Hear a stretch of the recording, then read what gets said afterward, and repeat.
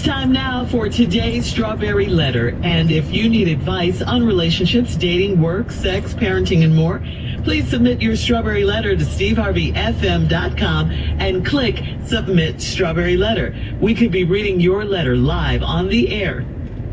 Just like we're going to read this one right here, right now, and you never know, it could be yours.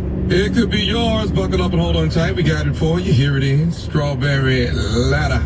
All right, nephew, thank you. Subject is, I don't know my parents anymore. I don't know my parents anymore. Dear Steve and Shirley, I'm 24 years old and I've been married for almost a year.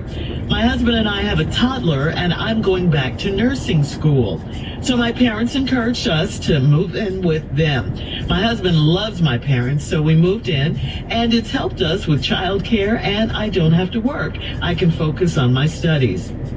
My husband and I moved into a large upstairs room above my parents' room so we can have a lot of space. We get home-cooked meals, and my dad washes my car and fills it up with gas. You would think we have an ideal living situation, but it's not.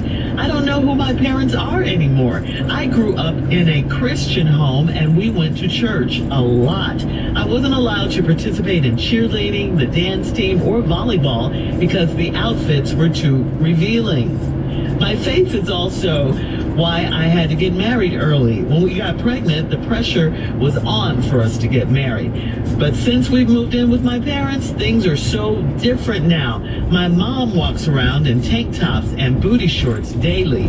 My husband always comments on how nice my mom's body still looks. And my dad hugs my mom from behind and grinds on her in front of us and our child. It's so bizarre. And yes, we can hear them having sex, but by far the cringiest thing is that they can hear my husband and I having sex. They mention how our bed creaks, and my dad said my husband must be putting in work. Because of that, we only have sex when they're gone, and that doesn't happen often. Moving out isn't an option for us right now. So how do we live with my freaky Christian parents? Can I talk to them about this, or would it be considered disrespectful? Well, you know what? This is just freaky to you. I mean, people change, parents change, and obviously your parents are cool with the new them. So before you go judging them and having words with them, don't forget they've opened up their home, you guys, and that is a blessing. If you don't like the situation, the best thing you and your husband can do is to hurry up and get out of your parents' house. You may think you have a say and you can talk to them, but it is their house and you guys are simply guests there. Enjoy and appreciate this hospitality they're showing you. I really can't believe you're complaining. I mean, your mom might be a bit much in your eyes in front of your husband right now. And I don't doubt that, but Lord, why is he even commenting on her body? Why? But again, this is her house and your dad likes it. I'm not saying you shouldn't speak your mind, but you should do that in your own house, which you don't have right now. That's where your energy should be focused, getting your own house, and be grateful for now. Steve? Well, Shirley, you said something. You said it's a blessing. To be able to stay at your parents' house. It's not. It's a problem. Whenever you got to move back in with your parents, that ain't a blessing, that's a problem. And it just, it speaks on so many other levels. What I've learned in life is everything that's free ain't good. Free usually comes with something. That's what I've discovered in my life. So they're 24-year-old and been married for a year, they're young, they got a toddler, and now the girl want to go back to nursing school. So your parents said they could move in with y'all to save money and have child care, and you get free meals, you can focus on your studies, and you and your husband moved into a large upstairs bedroom over your parents' room, because it's got a lot of space. Well, your daddy washing your car, gassing it up. But she says, I don't know who my parents are anymore, which is the title of the letter. I don't know my parents anymore. Well, let me tell you something about your parents. You just didn't know your parents. That's all it is. Mom and daddy been like this. You know, you say things is so different now. No, you just now finding out. Your mom walk around in a tank top and booty shorts daily. My husband comments all the time on how nice my mom body look. My daddy hugging my mama from behind, grinding on her in front of all of us and the baby. You know, now you say all this is crazy because you grew up in a Christian home and y'all went to church a lot and you wasn't allowed to participate in cheerleading, the dance team, or volleyball because the outfits were too revealing. Okay, that's what they told you. But Deacon had your mama Pearl now at the house wearing booty shorts and tank tops.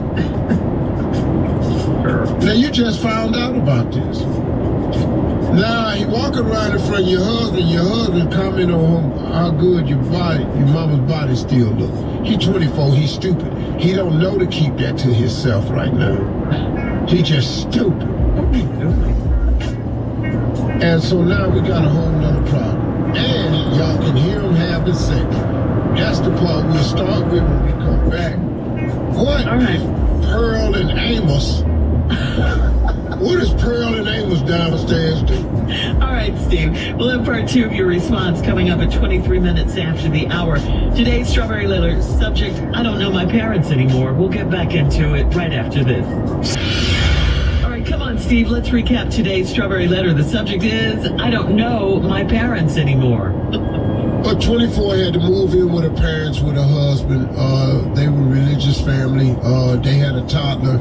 She got pregnant before, so that marriage got kind of pushed up. They grew up very religious. She wasn't allowed to participate in volleyball or cheerleading or dance class because the outfits was too revealing. But when they moved in with their mama, over their mama's room, they got a big room over their mom and daddy room. Her mama walked around in tank tops and booty shorts. Your husband, who's dumb, because he's 24, he keep mentioning how fine your mama is, because he don't know to keep that to himself, because he's 24. He still think he can share stuff, everything. He don't know you got to shut your mouth. So, and then it just kept on. So now, she says she doesn't know them anymore because they got a room above them and she can hear them having sex.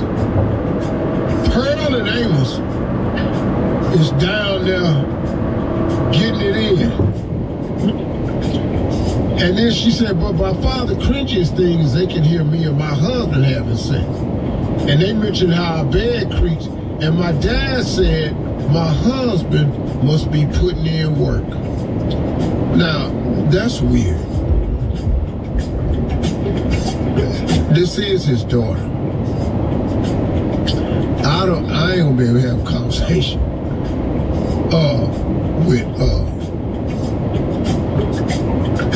about I ain't gonna be able to have that conversation. So your parents has been freaky deaky for a long time. You just now finding out about it. He grinding on your grandmama, on the baby grandmama. Now the baby is learning a lot of stuff. Now this will help the little toddler out. Cause now he gonna go to school for show and tell. And he gonna show what grandpa do when he walk up on grandma. All that's gonna get out. I really don't have, and here, you say that moving out is not an option for you right now. So how do we live with my freaky Christian parents? Can I talk to them about this, or would it be considered as disrespectful? Well, it's not considered disrespectful, it's just, that's their house. And what they do in their house is their business. And there's really nothing you can say. But quit calling it a Christian house. There's other names you can give it that will help you deal with it better. Oh. Like, for example, You could call it the Bunny Ranch. No way. Come on. You could call, No way. you could call it the Pink Pony. Whoa. Here's another name you can call it. You can call it Cheetahs. Yeah. What? Call it Magic City. Yeah.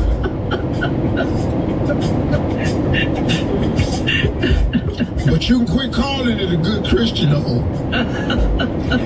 One thing I've always said about Christians, when they'll be all up in their seat,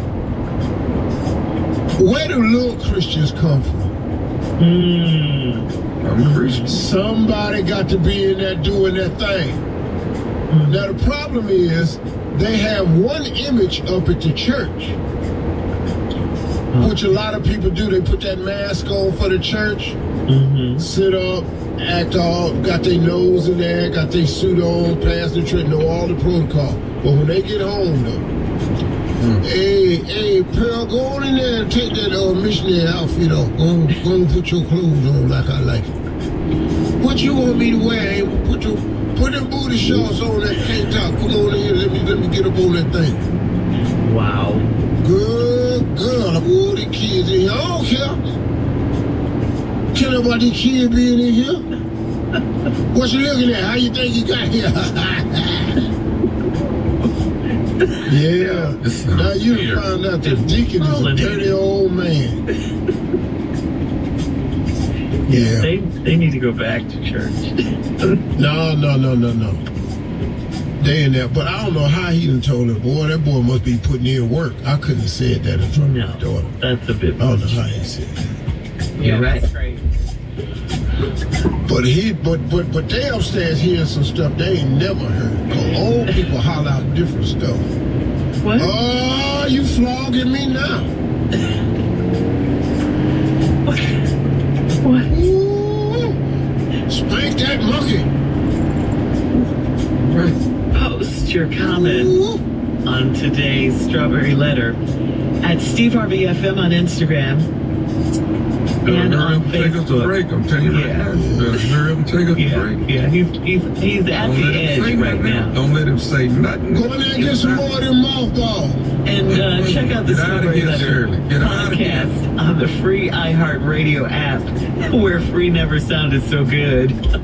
Give me them two knitting needles. Download it today. What are you gonna? What? Don't ask him that, girl. Now, coming up at 46 minutes after the hour, we got Junior and Sports Talk right after this. You're listening to the Steve Harvey Morning Show. Do you ever notice your floors still look dirty even after you mop? Power Mop gives you a deeper clean you can see and feel. Unlike stream mops, Swiffer Power Mop absorbs more dirt and locks it away, even in hard-to-reach places like behind the toilet. The new micro scrubbers deliver thousands of tiny deep cleaning actions for results that look, smell, and feel clean. No more dirty floors. Try the Swiffer Power Mop. Love it or your money back.